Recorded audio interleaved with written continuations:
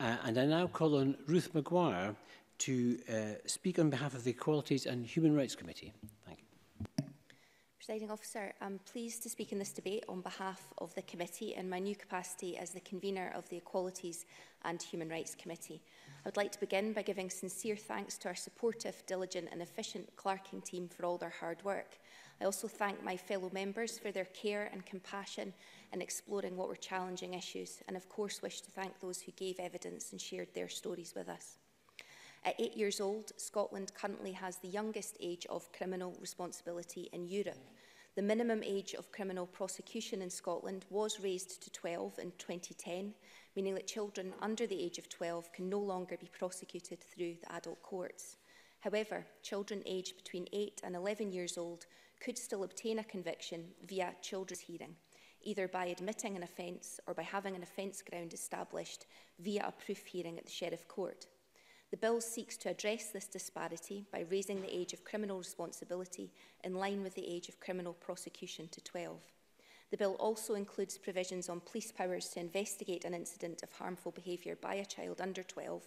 It ends the automatic disclosure of convictions of under 12s and makes changes to disclosure processes and the release of non-conviction information and information to victims of harmful behaviour. As a result, no behaviour by a child under the age of 12 can be regarded as criminal. According to the Scottish Children's Reporter Administration, around 200 children will be decriminalised a year as a result of the bill. That's 1,000 children over a 5-year period. We heard about the harm caused by treating children as offenders from such a young age. Involvement in formal processes did not stop harmful behaviour. Once exposed to the criminal justice system, children continued in the system and moved on to become part of the adult offending system. Professor Susan McVie from the University of Edinburgh told us, those who end up in our criminal justice system disproportionately come from poorer backgrounds, and a huge proportion of them come from either looked after backgrounds or youth justice backgrounds. The committee heard about what can only be described as harrowing encounters with the justice system. Lindsay Hambridge, a care-experienced policy ambassador with Who Cares Scotland, told us her first experience of being treated as a criminal was the day she was taken into care at age 13. I'm sure other members will expand on her story, and I'd like to thank her especially and all of those who shared their personal stories with us that will help us better understand the system and drive us to do better. Alice Cole-Hamilton. Thank you, Presiding Officer. I'm grateful for the intervention. Does the convener of the committee share my concern that at 13, nothing about this bill would have made Lindsay Hambridge's story any different? Ruth Maguire. Thank Alec Cole-Hamilton for that intervention. I absolutely share that concern. I also hear what the Minister said, and I'm very conscious that I'm standing up on behalf of the committee today and not giving a personal speech. Professionals also told us that the most traumatised were most likely to become involved in serious harmful behaviour. They were clear that having a trauma-informed approach resulted in better outcomes for children and young people, significantly reducing repeated harmful behaviour. And that is why we've recommended that any decisions made about very serious harmful behaviours by all children, whether criminally responsible for their actions or not, must start from a trauma-informed perspective. I hope that the Minister will give a commitment today that all operational staff will have access to guidance and training materials to make this clear.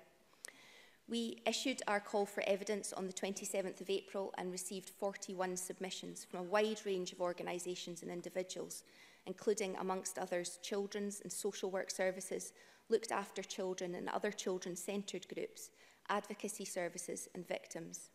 To supplement our evidence, we visited 3 secure accommodation units: Edinburgh Secure Services Howden Hall, Kitlow Group Secure Unit in Paisley, and St Mary's Kenmure Secure Unit in Bishopbriggs, where we had an opportunity to speak directly with young people who had experience of the youth justice system.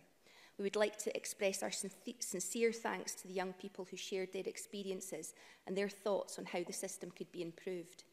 In addition, we observed children's hearings that support child protection and youth justice. We're grateful to the young people who consented to this, and I'd also like to thank everyone who facilitated our visits and gave evidence. It was important to us to involve children more broadly in the decision-making process of this bill.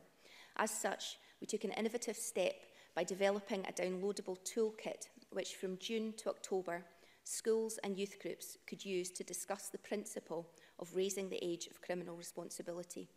Over 1,000 secondary students and over 200 primary age pupils engaged with the committee through these sessions. I'd like to acknowledge their efforts in joining the debate and hope that this will have sparked their interest in continuing to participate in matters which clearly affect their lives.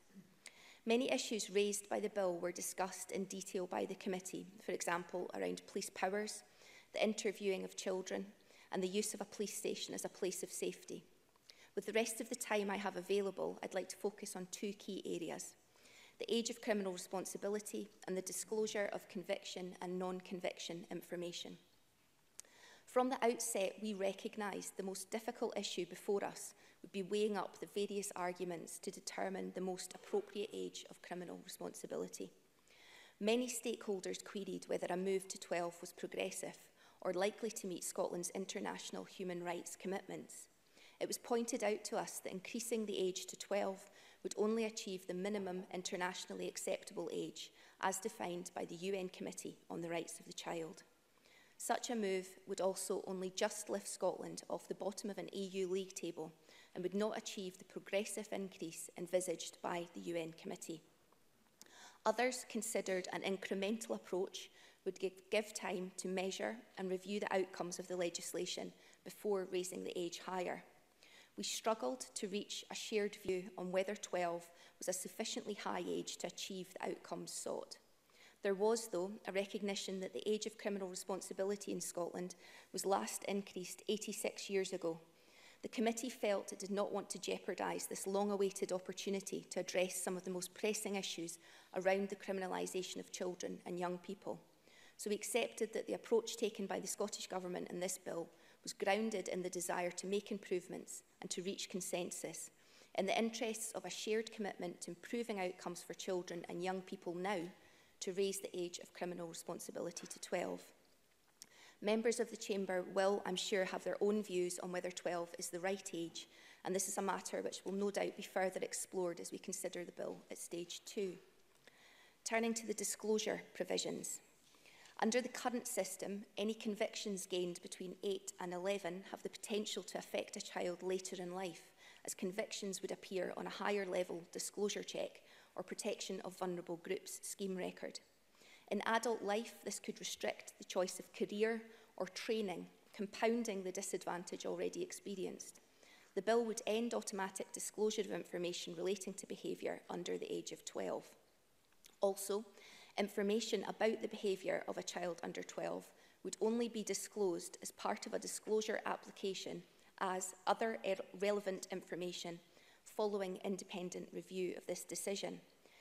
We worked with the Scottish Youth Parliament at their Kilmarnock sitting in October to co-produce a successful workshop on disclosure and non-conviction information. This helped explore the impact disclosure could have and underlined the need to involve young people in how the independent reviewer role is carried out. It would be helpful if the Minister could provide assurances today that the Government will consult with young people with youth justice experience, looked after experience, those with speech, language and communication difficulties, and children with disabilities and hidden disabilities in preparing the guidance. In conclusion, Presiding Officer, the Equalities and Human Rights Committee supports the general principles of the Age of Criminal Responsibility Scotland Bill.